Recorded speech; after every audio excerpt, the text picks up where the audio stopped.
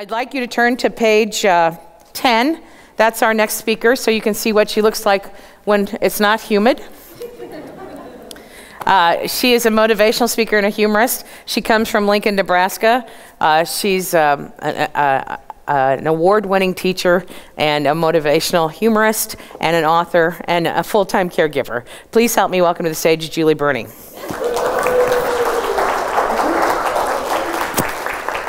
See the difference? See how? I'm somebody different now.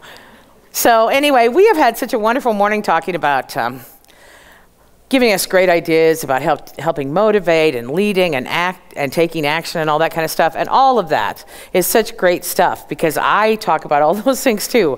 But we all talk about them in different ways. And one of the things that I try to talk to people about is the importance of recognizing as life happens, we make a choice. And we need to take ownership of our own communication. When I teach my classes, I won't let my students use negative language.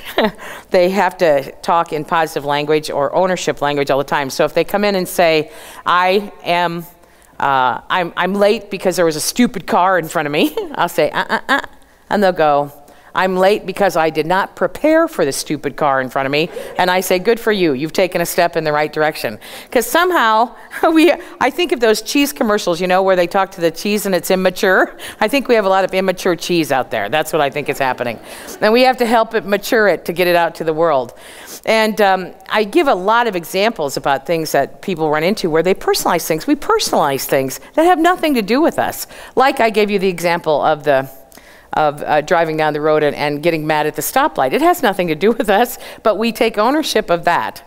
And what we need to do is recognize that we can show people a better way. In fact, one of the things that my favorite thing that happens in Lincoln is that there's an older woman, you might have her relatives in your town, that usually is driving to her hair appointment during rush hour traffic. And everybody's so mad at her, right? Screaming and yelling because she's slow. I mean, I don't know what she looks like because I only see tufts of blue hair and her hands up on the wheel of the Cadillac. But it cracks me up because people, you know, they flip her off and they honk and they scream at her and stuff. And I think, really? Like she's doing it on purpose? She's probably just on her way home from bingo. Give her a break. That's what I think. And then I think to myself, what if she is doing it on purpose? Wouldn't that be awesome? Wouldn't they're all at the senior center, an alarm goes off and it's 4 o'clock and they go, Marge, get your car.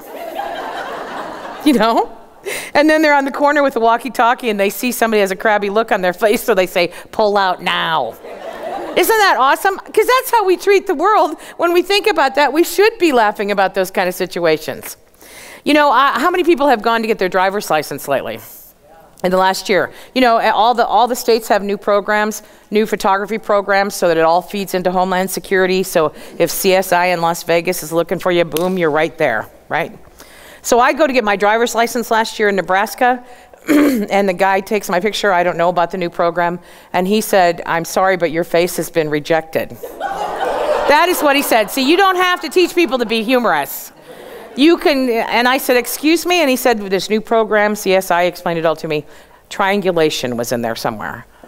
And he said, don't worry, we'll take it again. And he took it again and my face was rejected again. And I said to him, are you telling me that the entire state of Nebraska is rejecting my face? I've had it for 55 years. And he said, well, no, really, the whole country. That's what he said. So he goes, we'll do it again. Well, so he tries again, and I've got to tell you, at this DMV, they have a policy that after 3 pictures fail, you switch cameras, and after 5 pictures fail, you switch clerks. You're probably wondering how I know that. That's because my picture was not accepted till the 15th picture. And actually, the 14th went through, but I was laughing so hard by then that my mouth was wide open, and they told me I had to shut it for the picture. So I finally was accepted by the country, you know, which made me think, wow, this is great. And I got my little, you know, they mail them to you now, at least in Nebraska, so I got my little temporary one. And I looked at that picture and I said to the guy, I know that if CSI wants to find me, they've got this picture, but I don't look anything like this person. I've always had bangs, I said, and there's no bangs here, and look, I don't look. And he goes, no, the triangulation, it'll be fine. I said, okay, as long as CSI can find me. So the next week I get my new driver's license and I have to fly to Chicago to speak, and I hand it to the TSA man. And he looks at it, and he looks at me. And then he looks at it again, and he looks at me. I finally went, it's me.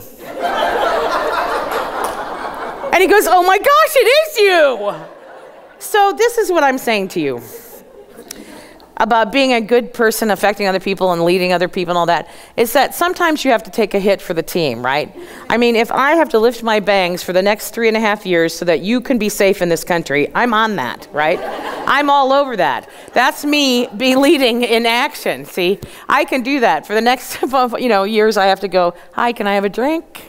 Can I board? So, but anyway, the best part of that whole story, I think, really, is when I don't know what it's like in DMVs and in your different counties, but ours is it's a crabby place sometimes.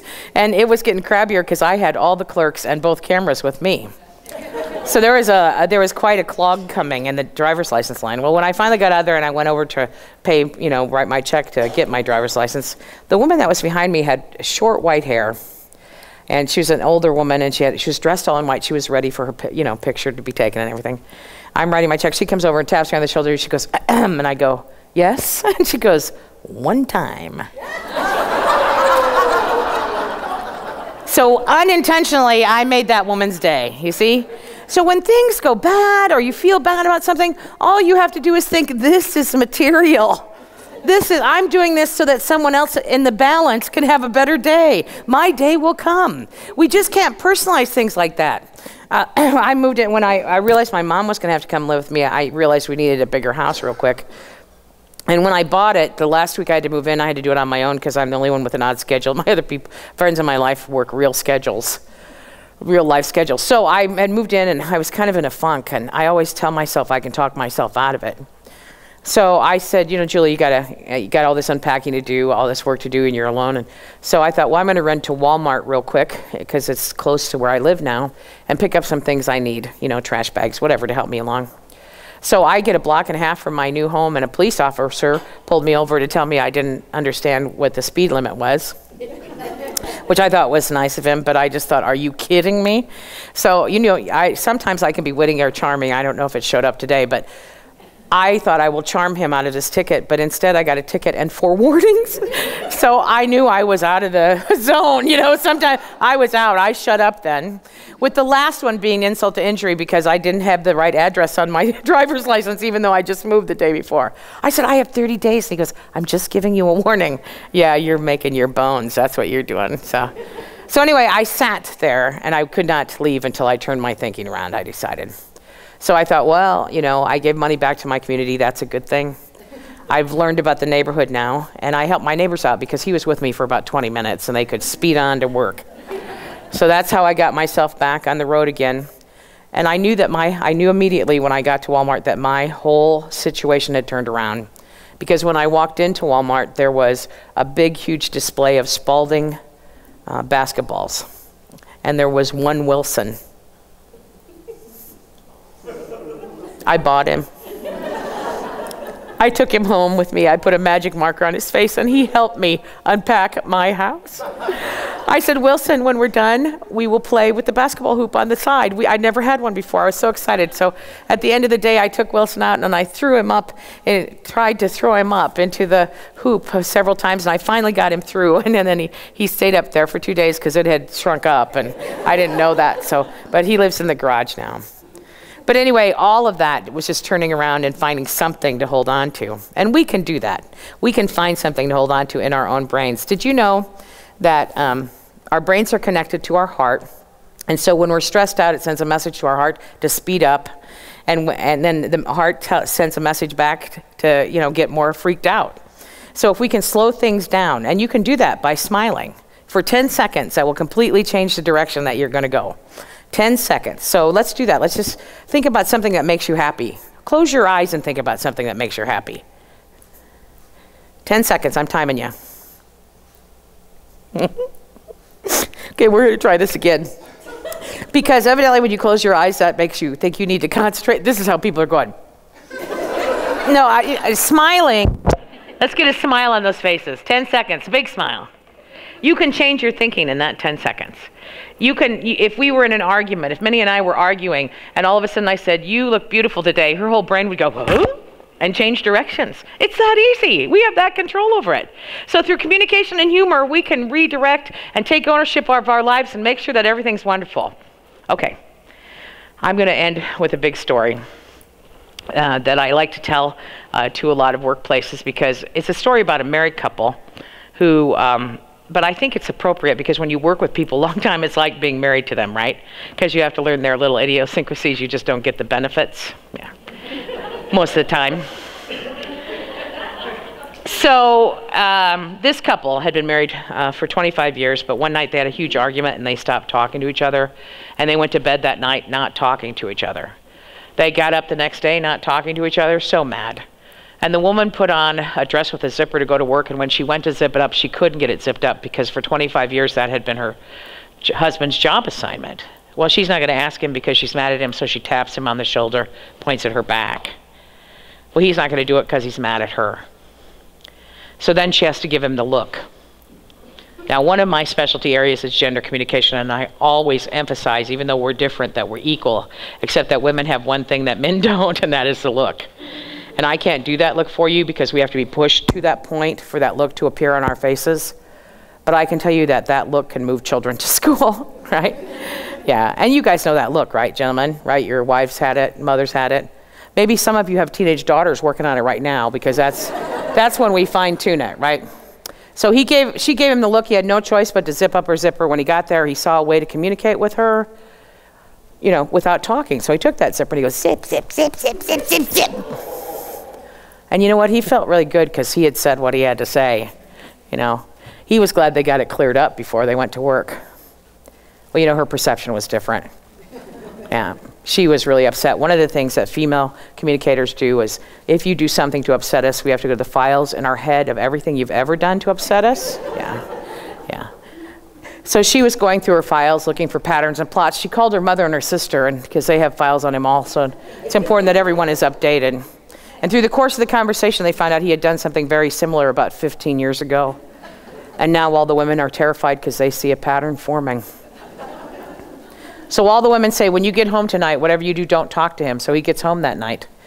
Or she gets home that night, and his car's in the driveway already. She's not going to talk to him. Because that slams the door of her car. She's not going to talk to him.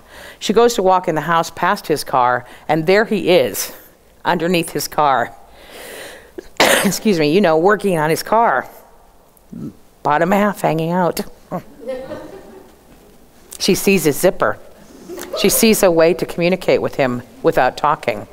So she goes down to that zipper and she goes, zip, zip, zip, zip, zip, zip, zip. And you know what? Now she felt pretty good, really, because now she had said what she had to say. And she said it where she wanted to say it. So then she walked in the house and there was her husband.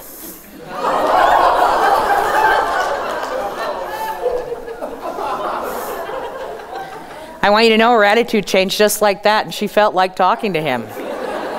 She said, what are you doing in here? He said, I'm getting a Coke for Bob. He's helping me with the car. She said, I think he's going to need more than a Coke. So the moral of the story, and really most of my presentations, is to lighten up, or I like to say, don't get your zippers in uproar. And that's my mental handout to you. When you get some crabbiness or somebody crabby in your face, just think in your head, zip, zip, zip, and I promise you the direction of your thinking will change. Okay, thank you for letting me be part of it.